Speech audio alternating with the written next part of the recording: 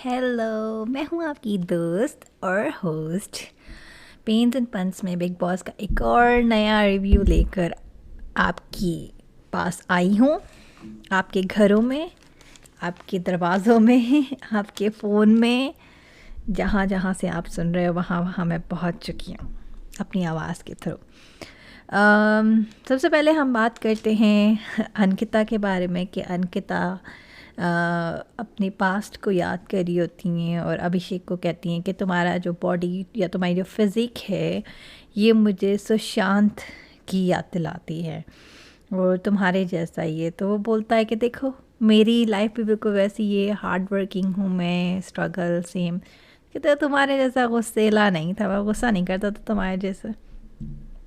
फिर उसके बाद वो बोलती हैं कि मेमोरी उनकी सारी सारी चीज़ें जो उनको याद आ रही होती है, तो बोलती हैं कि काफ़ी सेंसिटिव पर्सन था और बहुत केयर करता था, बहुत फ़िक्र होती थी उसको कि लोग उसके बारे में क्या बोल रहे हैं।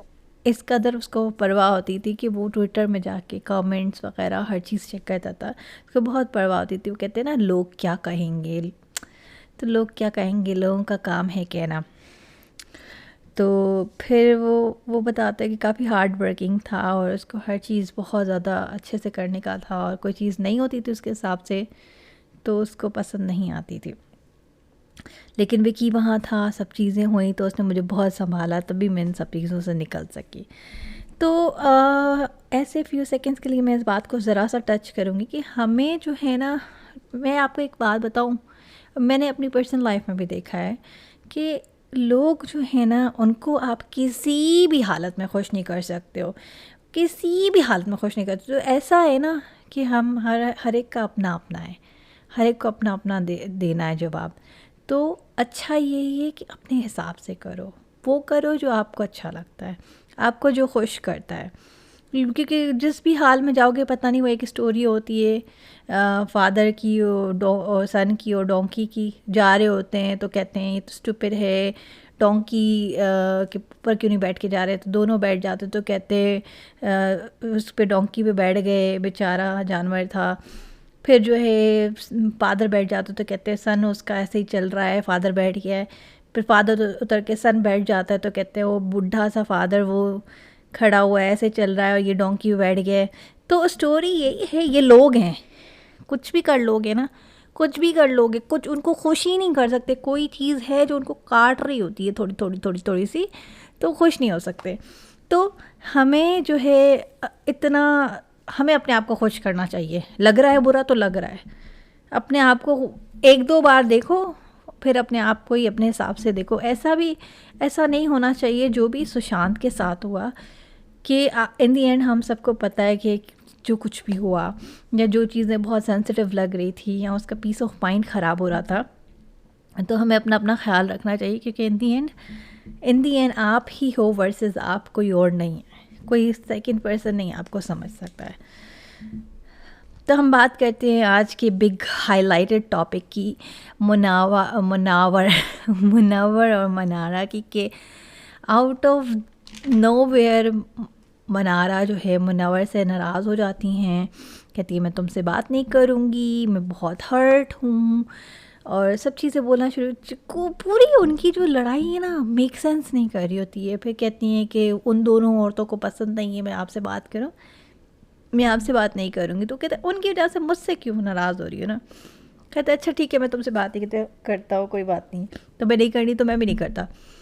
फिर बाद में वो मनारा से बात करता है कि देखो अभिषेक को तो तुमने कुछ और कहा है, अभिषेक को तो तुमने बोला है कि मुनव्वर गेम खेल रहा है,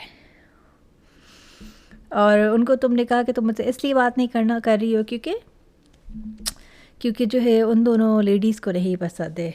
तो मनारा कंप्लेंट करना शुरू हो जाती है, बिग बॉस ये कैसा कनेक्शन है आपने बनाया मेरा, देखें ये मेरा ख्याल रख रहा है, सब चीज़। तो इतने में खानजादी भी आ जाती हैं, कहते हैं हम दोनों को तुमने लड़ाई करा के बीच में से हट गए। तो खानजादी कहते हाँ देखा, पीछे से चला गया बीच में से, हम दोनों की ख़राब हो गई, और तुम दो लड़कियों को जो है बोलते हो वो इनसिक्योर हैं, डिप्लोमेसी है तुम्हारी, सब चीज़ें। फिर मनारा डिमांड करती है कि मुझे सबके सामने सॉरी बोलो, और फिर वो अनुराग के सामने खाली सॉरी बोलता है एनीवेज, पर वो सॉरी बोलता है मनारा को और खानज़ादी को कि सॉरी मेरी कोई भी बात बुरी लगी हो, हालांकि मैंने ऐसा कुछ किया नहीं है। एनीवेज, सारी चीज़ों का कोई बात नहीं बनती थी और यहाँ पे ये मैटर ख़त्म हो जाता है। और यू कैन टेल कि वो भी कहता है कि ये कैसी दोस्ती है, कैसी दोस्ती के सबके सामने जो है लड़ाई, आप कह रहे हो कि सॉरी बोलो। और वो काफ़ी अच्छी दोस्ती नहीं साउंड कर रही थी, मतलब की कर रही थी। हमें ये भी दिखाई देता है कि अभिषेक और समर्थ वही सेम चीज़ें करते हुए नज़र आते हैं, वही ईशा की बुराइयाँ करते नज़र आते हैं और कहते हैं कि वर्स गेम खेल रही हैं और सब।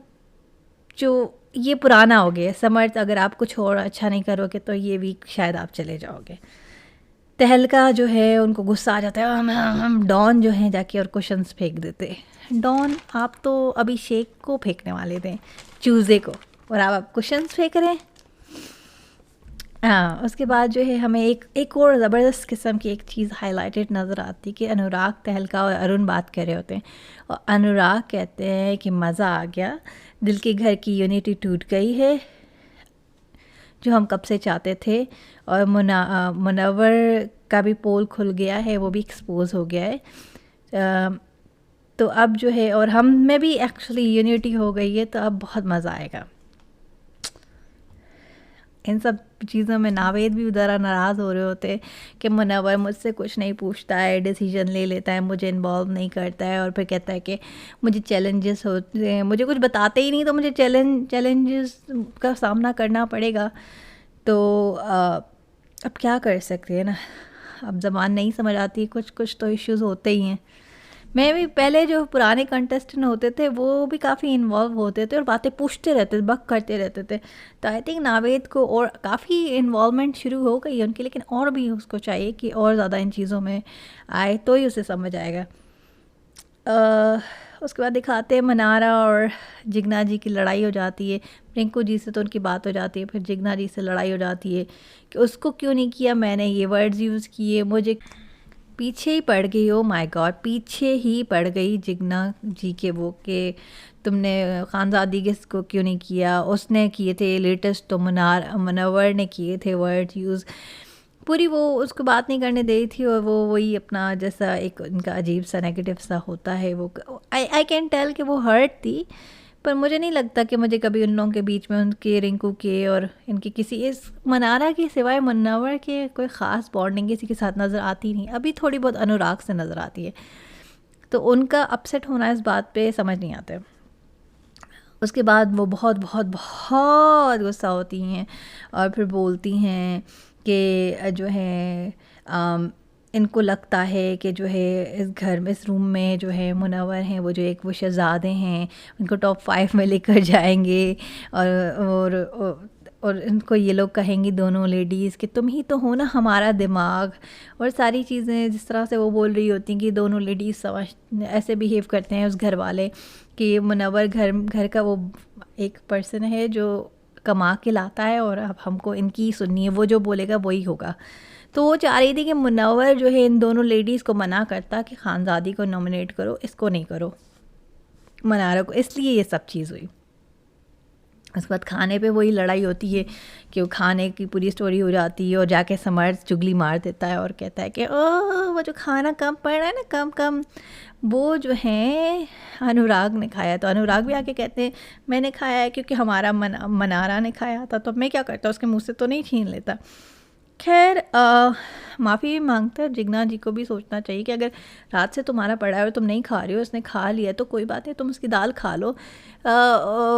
बहुत लंबा खिंच गया। आखिर बिग बॉस भी इन्वॉल्व हो गए पूरी बात को लेकर और फिर बोलने लगे कि मना किया है आप लोगों को कि खाना नहीं शेयर करना है, आप लोगों को समझ नहीं आती है। फिर अनुराग को कहते हैं मैं तुमसे माफ़ी मांगता हूँ, आई एम सो सॉरी, मैं आप इस घर में भूखे तो नहीं रहने आए थे और मैं आपको भूखा रख रहा हूँ। और फिर मनारा से भी सॉरी मांगते हैं, कहीं आप पूरा ना मान जाएँ, आपका दोस्त है। और फिर उनको कहते हैं कि मैंने मना किया था राशन बांटना नहीं है, शेयर नहीं करना, चोरी नहीं करना, और लोग जो है फ्रूट्स बांट रहे हैं, एग्स बांट रहे हैं, खाना बांट रहे हैं, तो अब मैं आप लोगों को कुछ तो देंगे, सज़ा देंगे, कल के एपिसोड में पता लगेगा। देखते हैं क्या होता है। बिग बॉस की तो कोई चल ही नहीं रही है इस घर में, बिग बॉस ज़बरदस्ती गुजरे हैं, आपकी कोई इज़्ज़त नहीं है यहाँ। फिर अंकिता जो है बात करती हैं और कहती हैं कि कहाँ है ये, मुनावर को कहती हैं कि हमारा विकी कहाँ है, मुझे बातें भी कुछ नहीं बताता, सारी रिकॉर्ड कर रहा होगा, सना से बातें कर रहा होगा, सना और वो गायब है ना। तो उसको कहती है कि हमेशा मुझे कहता है मैं बताऊँगा ना तुझे, बताऊँगा ना तुझे, बताऊँगा ना तुझे, पर कभी बताता नहीं है। उसके बाद अनकिताब मुनव्वर बात करते हैं ये सब चीज़ क्या हो रही है, तो वो मुनव्वर उनको एग्जांपल देते हैं ट्रेन की कि 2 ट्रेन्स होती हैं, एक कम बजट में बनती है, छोटी होती है, हल्की फुल्की होती है, जल्दी पहुंचा देती है, एक दूसरी होती है हाई बजट पे बनती है, लग्जरी ट्रेन होती है, और जो है क्या कहते हैं 6 घंटे लगते हैं लेकिन बहुत कंफर्ट होता है, हर चीज़ होती है। तो अब लोग जो है छोटी वाली जो जल्दी पहुंचा देगी उस ट्रेन में, सस्ती वाली में चढ़े जा रहे हैं, तो ये सब चीज़ें हो रही हैं। सो आई गेस वो बात कर रहे थे नील और ऐश्वर्या की वो सस्ती ट्रेन है और शायद उनको कहीं पहुंचाएगी, जो मेरा ख्याल है सही से डिकोड नहीं किया उन्होंने। तो खैर ये था हमारा आज का एपिसोड, आज का रिव्यू था हमारा, थोड़ा कॉम्प्लिकेटेड था और सारा ऐश्वर्या का, वही ऐश्वर्या का थोड़ा सा बिना किसी रीज़न के चिकम चिल्ली करना पूरा वो, हालांकि नील को उसको एक्सप्लेन करना कि मेरे साथ क्यों ऐसे बिहेव कर रही हो, और फिर कट टू वापस नॉर्मल बात करना उसको। आई थिंक अगर थोड़े टाइम के लिए ऐसे छोड़ दें तो शायद वो ठीक हो जाए, उनको खुद भी समझ नहीं आता कि वो क्या कर रही हैं। तो कल मिलते हैं एक नए एपिसोड के साथ, तब तक के लिए अपना ख्याल रखिएगा, बाय बाय।